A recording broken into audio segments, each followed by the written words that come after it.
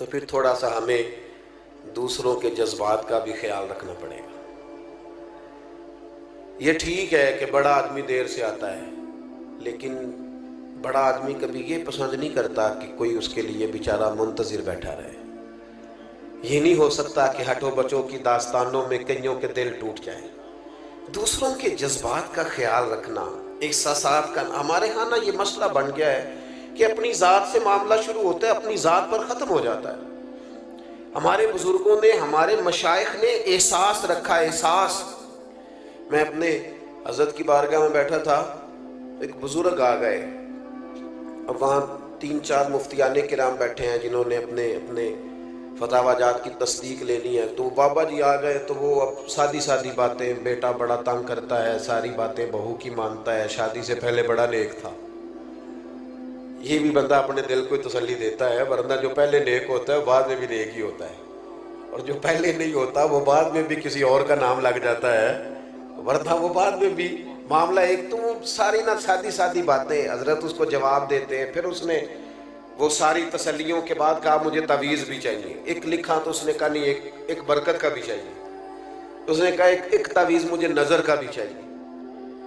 تو وہ تسلی لے کے وہ شخص اٹھ کے چلا گیا۔ ایک مفتی صاحب کہنے لگے حضور اس طرح کے بندے میرے حوالے کر دیا کریں۔ تو حضرت فرمانے لگے کیوں؟ اس بیچارے نے نا مجھ سے ہی مطمئن ہونا تھا، اور فرمانے لگے میں نے تسلی دے دی ہے، رات سکون سے سو جائے گا، بتاؤ نا میرا رب کتنا راضی ہوگا۔ یہ جو احساس ہے نا کسی کا، یہ جو احساس ہے، یہ جب طبیعت میں پیدا ہو جاتا ہے نا، جب اس کے اندر جب ذوق پیدا ہوتا ہے۔ میں جمعہ لیٹ نہیں کرتا، اس لیے کہ جب مجھے کوئی لیٹ کرے تو مجھے تکلیف ہوتی ہے، اس لیے میں بھی نہیں کسی کو لیٹ کرتا۔ میں کہتا ہوں جب میں لیٹ نہیں ہونا پسند کرتا تو کوئی بیچارہ کیوں لیٹ ہو۔ تھوڑا سا احساس، میں نے کہا تھا بات ختم کرنی ہے، آپ مصروف ہیں اس میں کوئی شک نہیں، لیکن گھر میں اماں ہے، اس کا دل کرتا ہے جب آپ جائیں تو وہ سارا دن کی باتیں آپ سے کریں۔ والد بیچارے بیمار ہیں، کئی دفعہ معذور ہیں، کسی جگہ بیٹھے ہیں، وہ منتظر ہیں، انہوں نے ساری بات آپ سے کرنی۔ آپ مفتی صاحب ہوں گے، علامہ صاحب ہوں گے، انجینئر ہوں گے، ڈاکٹر ہوں گے، پروفیسر ہوں گے، کچھ بھی ہوں گے، لیکن اس کے تو پتر آپ ہی ہیں نا۔ یہاں آپ کو تھوڑی دیر وقت گزارنا ہے، نہ سمجھ آئے تو پوچھ لو جناب ام ایمن سے، کس طرح رسول کریم جا کر خبر گیری کرتے۔ آپ جتنا مرضی لمبا سفر کریں، دنیا گھوم کے آ جائیں، پر بیوی کا لباس آپ ہیں، اس نے سارے دن کے دکھ آپ کو سنانے۔ میں تو مصروف بڑا ہوں، میں باہر سے تھکا آیا ہوں، تو نے بات چھیڑ دی ہے۔ با فیض با برکت لوگ یوں نہیں کرتے۔ ہم اپنے سونے کے لیے لوگوں کا دل توڑ دیں؟ سنو، اور بات ختم ہوئی۔ سیدہ عائشہ صدیقہ رضی اللہ تعالیٰ عنہ فرماتی ہیں ایک دن رسول کریم نے مجھ سے فرمایا، کہا عائشہ ایک بات کروں تم سے؟ حضور میرے تو نصیب جاگ گئے، کرم ہو جائے۔ فرمایا جب تم راضی ہوتی ہو مجھ سے تب بھی مجھے پتہ چل جاتا ہے، اور جب تمہارے دل میں کوئی بات ہوتی ہے جب بھی پتہ چل جاتا ہے۔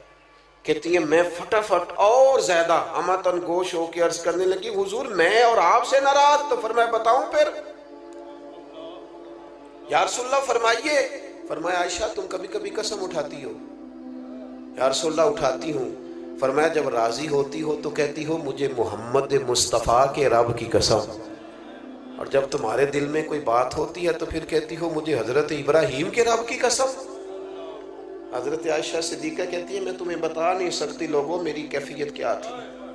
وہ بات کہاں یا رسول اللہ آپ لفظوں تک کا خیال رکھتے ہیں، جملوں تک کا احساس فرماتے ہیں کہ کوئی کیا سوچ رہا ہے، کیا بول رہا ہے، کہاں تک سوچے گئی ہوئی ہیں۔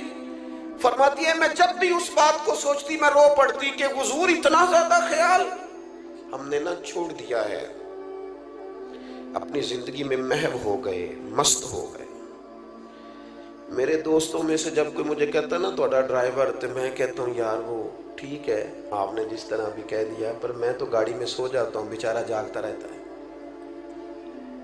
وہ اس کو سٹیٹ سیدھا دیکھنا ہے، میں تو لیکن قدر نہیں ہے نا، احساس نہیں ہے۔ ہم نے سوائے اپنے دائیں بائیں دیکھنا چھوڑ دیا ہے۔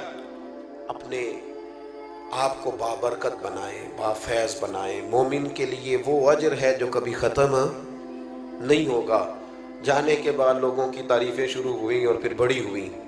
میں اندر بیٹھا تھا ابھی حضرت کے گھر میں، تو میں وہاں بھی کہہ رہا تھا کہ میں دل سے حضرت مفتی صاحب کی قدر کرتا ہوں، اور مجھے حاجت نہیں ہے کسی بندے کی تعریف کرنے کی۔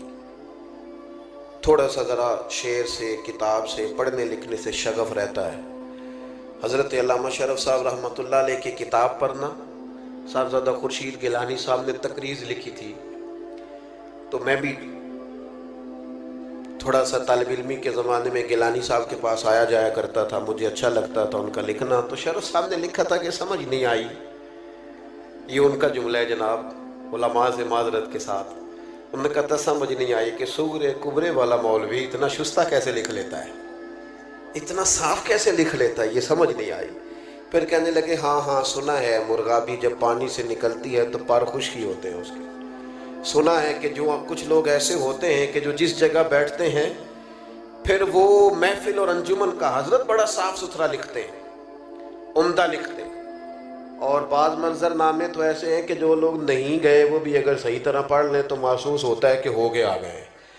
تو کچھ لوگوں کی قدر کریں اپنی زندگی میں۔ میں ایک جگہ پہ موجود تھا تو مجھے وہاں کے لوگ کہنے لگے کہ ہمارے یہاں کے بعض علماء سے ہمیں شکوہ ہے، آپ بڑے اچھے ہیں۔ میں کہ میں اتنے رہندہ نہیں نہ تاں کر کے، اگر آ گیا پکا تو پھر معاملہ شاید کچھ اور ہوگا۔ یہ ہوتا ہے ایسا، جو چیزیں زیادہ قریب ہوتی ہیں وہ بعضوں ستا اٹھ کے کوئی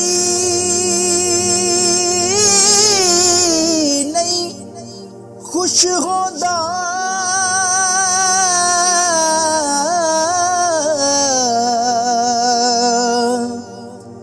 بڑے ستے جگا کے میں ویکھیا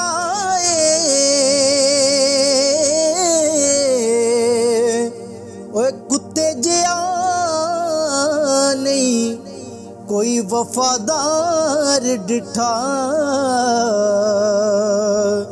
تے ٹکر سکا بھی پا کے ویکھ آئے۔